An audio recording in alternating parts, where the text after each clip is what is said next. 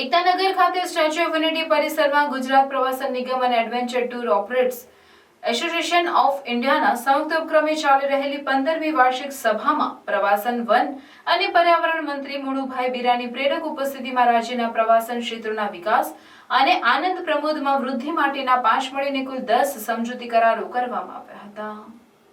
પ્રવાસન ક્ષેત્રના વિકાસથી દેશના અર્થતંત્રને મજબૂતી તથા રોજગારી સર્જનના ઉદ્દેશ સાથે નર્મદા જિલ્લામાં ઇન્વેસ્ટ ઇન્ફ્રાસ્ટ્રક્ચર પર ₹145 કરોડના ખર્ચે 4 star resort, conference area, convention area જેવા નવા આયામોના નિર્માણ થકી 450થી વધુ સ્થાનિક આદિવાસી બાંધવો માટે રોજગારીની નવી તકો ઊભી થશે.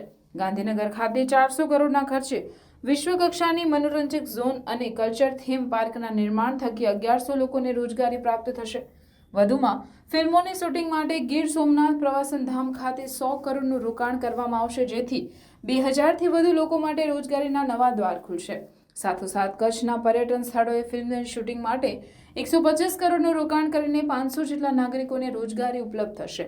અત્રે ઉલ્લેખનીય છે કે ગુજરાતને સાહસિક ટુરિઝમ તરીકે વિકસાવવા માટે અધિવેશન દરમિયાન MOU કરાયા હતા, જેમાં એડવેન્ચર ટૂર ઓપરેટર્સ ઓફ ઇન્ડિયાએ પ્રવાસનના નવા પ્રકલ્પોના નિર્માણ, holiday moods adventure private limited દ્વારા પ્રવાસન તરફ લોકોને આકર્ષવા માટે ટ્રાવેલ ક્રોનિકલ્સ તથા તાલીમ પ્રવૃત્તિઓના આયોજન, ટ્રાન્સકેન્ટ એડવેન્ચર પ્રાઇવેટ લિમિટેડ દ્વારા પણ પર્યાવરણ હિતૈષી સાહસિક પ્રવાસનને સમર્થન આપી ટ્રેકિંગને પ્રોત્સાહન આપવામાં આવશે.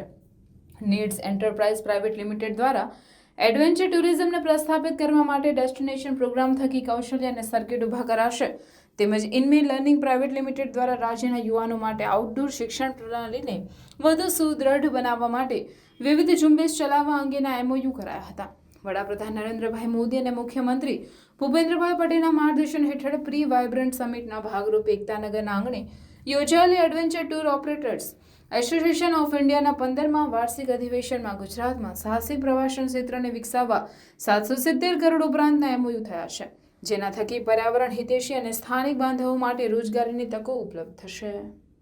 અહીંયા ઘણા બધા પ્રતિનિધિઓ પણ આવેલા છે અને આજે અરુણાચલના મુખ્યમંત્રી શ્રી પણ આવેલા હતા. ભારત સરકારના જે ટુરિઝમ વિભાગ છે એના રિજિયનલ ડાયરેક્ટરથી લઈ અને ગુજરાત ટુરિઝમના સેક્રેટરી, MD અને આ એસોસિએશનના બધા હોદ્દેદારો એ આ ખૂબ સરસ એડવેન્ચર ટુરિઝમ માટેની જે કોન્ક્લેવ છે એ ખૂબ સરસ રીતે આયોજન કર્યું છે અને આના કારણે ગુજરાતમાં ખૂબ સારા જે ટુરિસ્ટ સ્થળો છે, પ્રવાસન સ્થળો છે, એ પ્રવાસન સ્થળોમાં આ બધા પ્રકારની જે આજે MOU થયા છે અને અલગ અલગ સ્થળો ઉપર અહીંયા અલગ અલગ પ્રકારના એડવેન્ચર નો વ્યવસાય માટે આ અલગ જે સ્થળો છે એમાં પહેલાં જોઈને આવ્યા છે, પછી આ કાર્યક્રમમાં આવ્યા છે. એટલે ઘણા બધા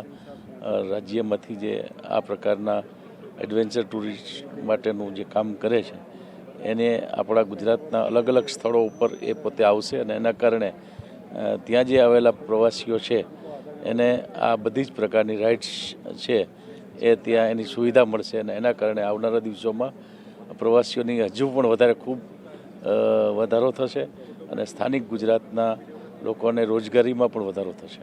પધારો ગ્રીનરી કાઠિયાવાડી રેસ્ટોરન્ટમાં.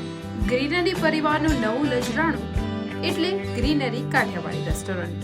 કાઠિયાવાડી સ્વાદનું સાચું સરનામું એટલે ગ્રીનરી કાઠિયાવાડી રેસ્ટોરન્ટ, જ્યાં સ્વાદ માણો લાઈવ ગરમા ગરમ નાસ્તાનો સાથે કાઠિયાવાડી, પંજાબી અને કરારી રોટીનો કરારો અનુભવ. માત્ર ને માત્ર ગ્રીનરી કાઠિયાવાડી રેસ્ટોરન્ટમાં જ. ઘરના નાના નાના સુપ્રસંગ, 100 થી 150 માણસનું ગ્રુપ, પાર્ટી કે કોઈ પણ શુભ પ્રસંગે મોટા પાર્ટી પ્લોટનું બુકિંગ શા માટે? આ સુવિધા તો અમે આપને કરી આપીશું.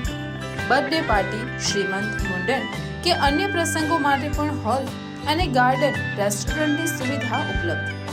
તો હવે સ્વાદિષ્ટ કાઠિયાવાડી ટેસ્ટ માણવા જલ્દીથી પહોંચી જાઓ અમારા આ સરનામે.